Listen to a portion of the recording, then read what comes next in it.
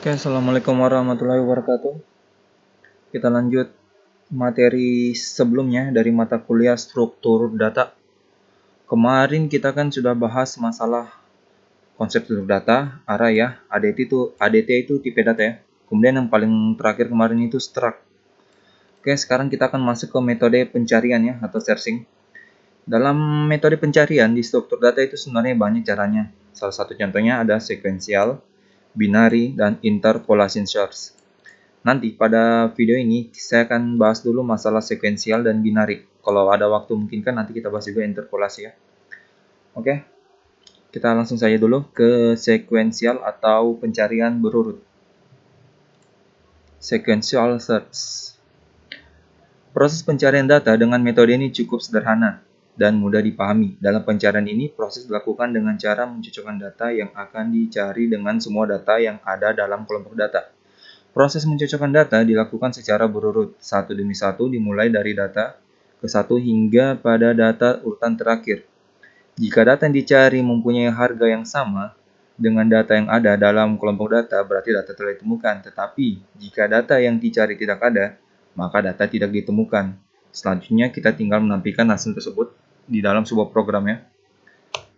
Kemudian lanjut, kita ke ilustrasi dulu ya, ilustrasi metode sekuensial. Misalkan kita punya berapa ini? 8 data yang dimulai dari indeks ke 0 ya. Kita punya 8 data. Kemudian kita akan mencari angka 6 atau X sama dengan 6 ya. Kemudian iterasinya perulangan. Pertama, 6 akan dicek dari indeks 0. Indeks 0 nilainya 8. Otomatis 6 sama dengan 8, jelas jawabannya tidak. Kemudian, karena dia tidak cocok, maka dia akan lanjut ke sebelahnya, yaitu indeks 1 lagi. Nilai indeks 1 ini sama dengan 10. Apakah 6 sama dengan 10? Jelas tidak kan? Nah, karena dia tidak juga, maka dia lanjut ke indeks 2 lagi. Indeks 2, 12. 6 sama dengan 12, jelas tidak juga kan? Otomatis bukan. Nah, dia lanjut ke indeks ketiga. Nah, indeks ketiga, 6 sama dengan 6. Oke, ya, berarti jawabannya berada pada indeks ketiga. Sehingga outputnya nanti akan tampil itu data yang dicari. Sehingga outputnya nanti akan muncul yaitu data berada pada indeks ketiga. Dan apabila sampai data terakhir tidak ditemukan data yang sama, maka outputnya bisa saja data yang dicari tidak ada. Itu tadi ilustrasi dari sekuensial ya. Nah, sekarang kita lanjut ke metode yang kedua, yaitu tadi binary search atau pencarian biner. Binary search binary search adalah algoritma pencarian untuk data yang terurut. Jadi datanya harus disorting dulu ya. Pencarian dilakukan dengan cara menebak apakah data yang dicari berada di tengah-tengah data. Kemudian membandingkan data yang dicari dengan data yang ada di tengah. Bila data yang di tengah sama dengan data yang dicari, otomatis data ditemukan.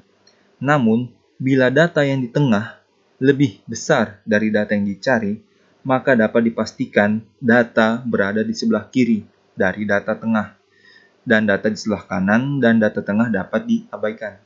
Ini cara pertama. Yang kedua, ada dikenal dengan istilah upper bound. Dari bagian data kiri yang baru adalah indeks data dari bagian data tengah itu sendiri. Nah, gini ya, sebaliknya. Bila data tengah lebih kecil dari data yang dicari, maka dapat dipastikan bahwa data yang dicari kemungkinan besar berada di sebelah kanan dari data tengah. Otomatis yang di sebelah kiri itu diabaikan ya. Demikian seterusnya. Nah, bedanya dengan sekuensial, di binary dia datanya harus diurutkan ya. Sedangkan di sekuensial itu biar anda berurut nggak apa-apa. Ilustrasinya kayak gini. Ini tadi sekuensial, datanya anda berurut. Dia anda diurutkan dari paling kecil ke besar, beda dengan binary. Binary, datanya ini harus diurutkan dulu, dari paling kecil ke paling besar. Oke, kita mulai saja untuk cara metode binary search ya. Misalkan ini ada sekelompok data, dimulai dari indeks ke 0 ya, ini saldo list. Kemudian kita ingin mencari data angka 17.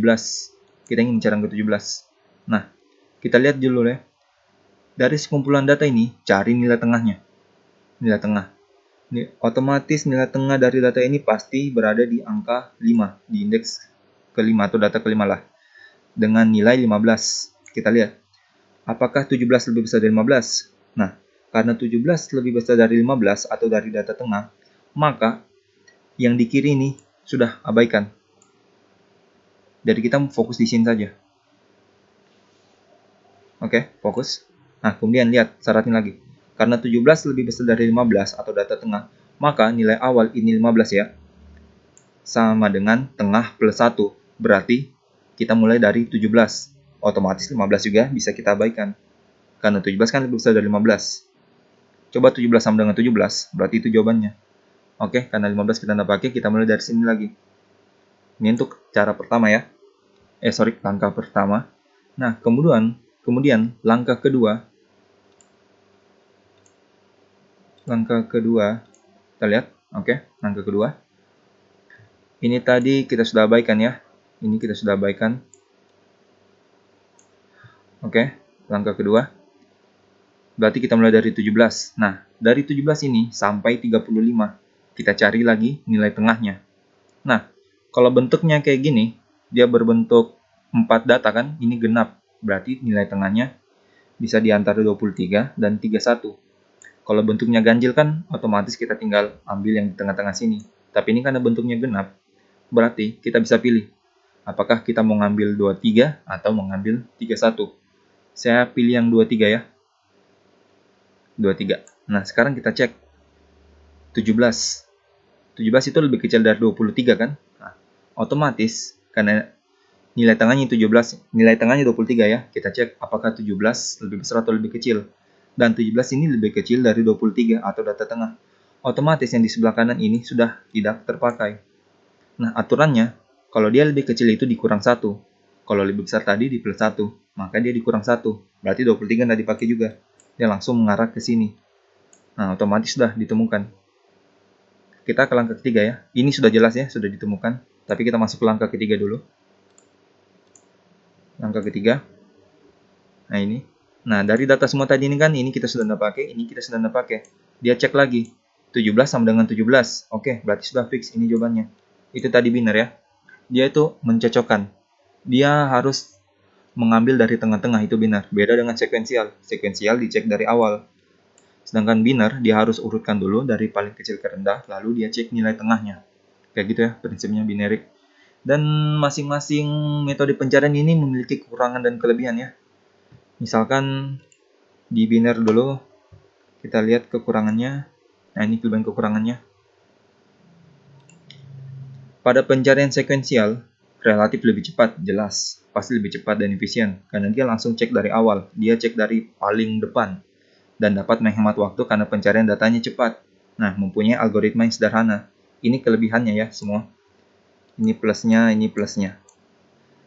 Nah, tapi dia memiliki sisi negatif. Sisi negatifnya, untuk data dalam jumlah yang banyak, pencarian cukup memakan waktu. Karena terlebih jika arahnya pada posisi terakhir. Jadi maksudnya gini. Misalkan tadi slide-nya ya.